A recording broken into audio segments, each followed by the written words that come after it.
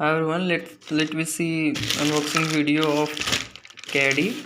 I have bought this caddy from Flipkart. I got this in around 300. It is mentioned 285. Uh, so let's see what we got inside it.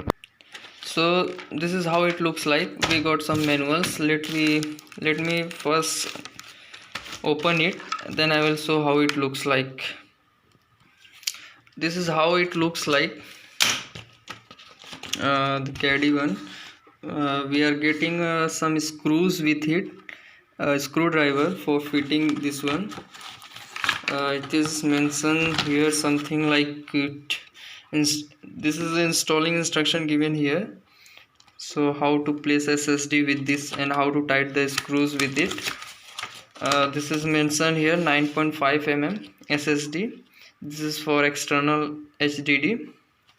So I will show in next video how I configured these all things with my laptop. Thanks.